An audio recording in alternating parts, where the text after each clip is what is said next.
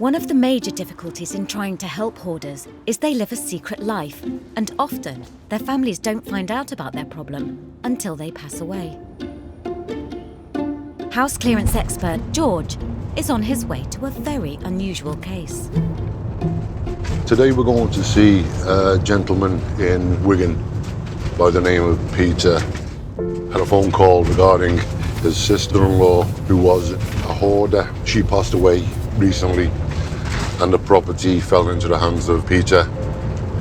It's very common that a hoarder will die alone and be found in amongst their hoard because of the life they lead. You know, a lot of them have no friends, they're estranged from the family.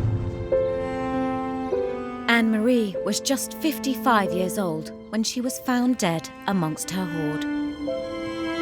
Meeting George is Anne-Marie's brother-in-law, Peter.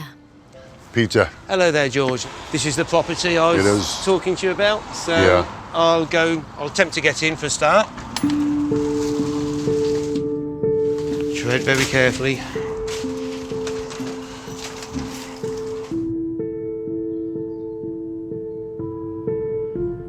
Oh, I see what you mean. We have our work cut out today here, definitely. Definitely. Now, George and his team have the mammoth task of emptying the house of a lifetime of hoarding. Oh, I see what you mean. She was recently found dead amongst her hoard. Tread very carefully. Overseeing Anne-Marie's estate is her sister's husband, Peter. How long do you reckon she hoarded for? I would think probably at least 20 years, possibly. Well, I suppose we'll find evidence when we go through. Anne-Marie was smart, very intelligent. She got on with people, she was very kind and courteous and very helpful, but very, very quiet, kept everything to herself. Peter and Anne-Marie's sister, Rose, lived down south, so the sisters kept in touch by phone. Rose and Anne-Marie were close, you know, in their early ages, and then they grew apart when Anne-Marie went off and done uni. A couple of times, you know, a month talking on the phones. They were close enough that, you know, they were always there to help if there was a problem, and she did help us quite a few times. What was her occupation? She was a nurse, believe it or not. Anne-Marie had a successful career, but nobody knew she was a secret hoarder. We had no idea at all, nothing. No. Never had any suspicions that she lived like this. It doesn't really matter what occupation or your background, religion, doesn't really matter. Once it takes a hold of you, it brings them an air of happiness, you know? Yeah. When phone calls went unanswered for days, Rose and Peter suspected something was amiss and contacted the police. Police officer turned up. Then they decided to break down the door. I believe they found the body just by the front door. I saw a police car turn up at the bottom of the drive, and I knew then what had happened. Tread careful. I don't think you'll need the lights on. It's a lot more organised, isn't it? It is, yeah. I mean, there's even a space over here that I could actually get down to stand on the floor. I had a hell of a job getting back up though. Let's have a little look. I'm intrigued, you know. Yeah. What was the price of them? 2 books, £20 and £19.99.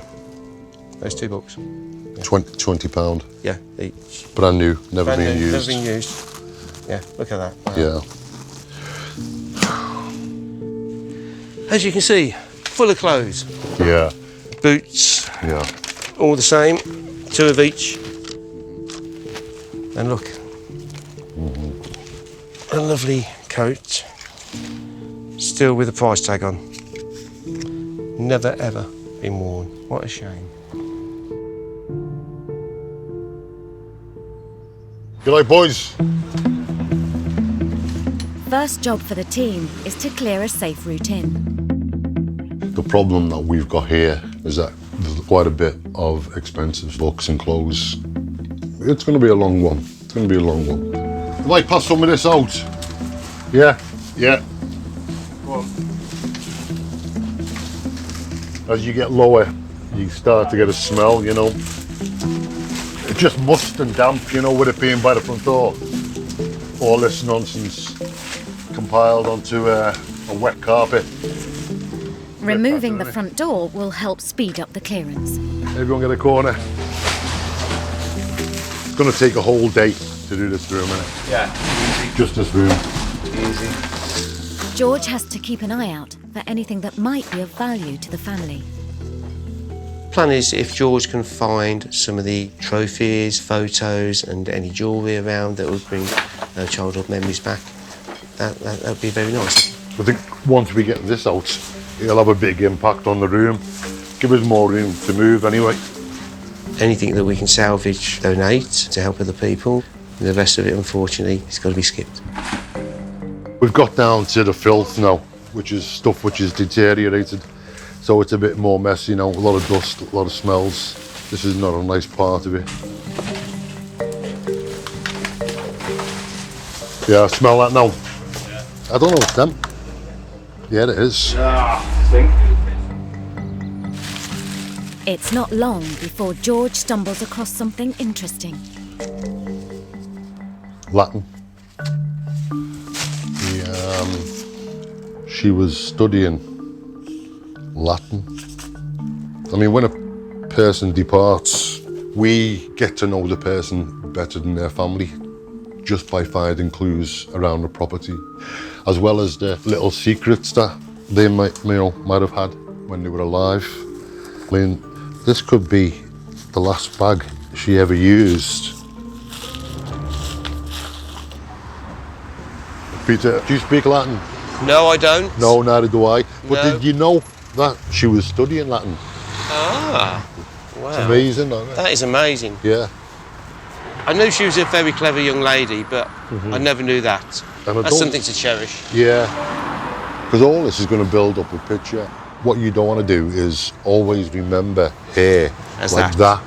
At some stage, she was happy. At some stage, you know, she came home, sat by the fire and studied Latin. Yeah. And that's before the condition of hoarding. Yeah. Okay, well, thank you.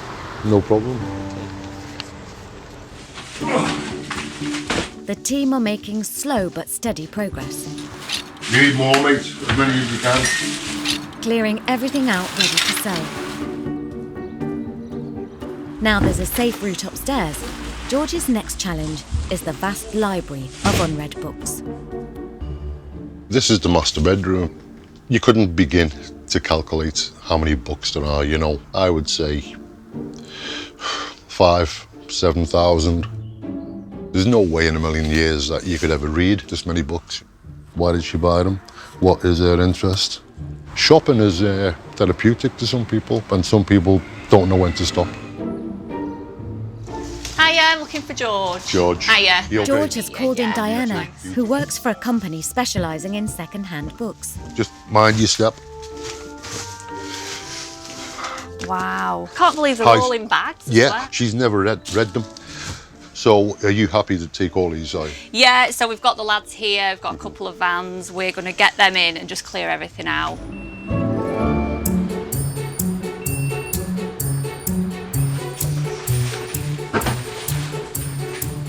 There are so many books, the team need to call for reinforcements.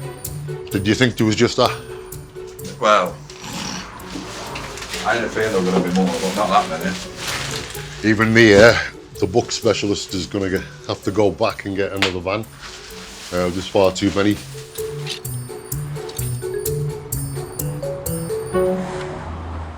Back in the lounge, George is looking for anything of sentimental value to save for Anne-Marie's family.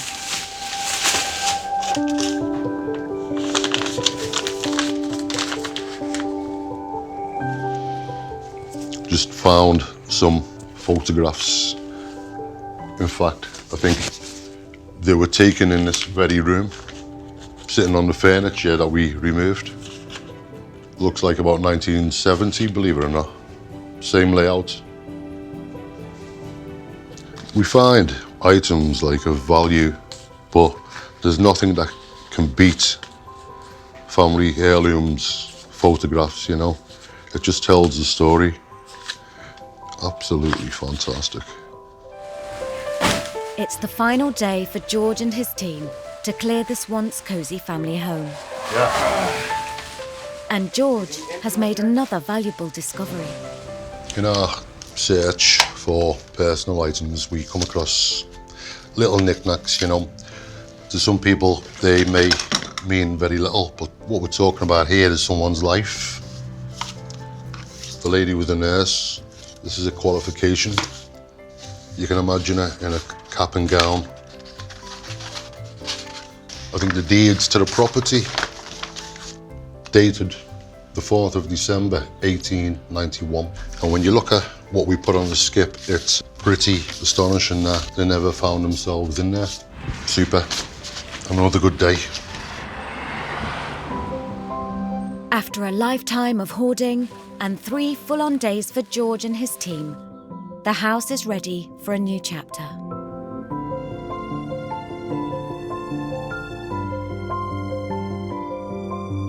And finally, the master bedroom is free from a mountain of books. Although Anne-Marie's house will be sold, the family will always remember her. The phone calls, the weekly chats, the conversations about the music and the books, and just a general chit-chat of what's going on, that's what they'll miss, yeah. If we'd have known, we would have helped.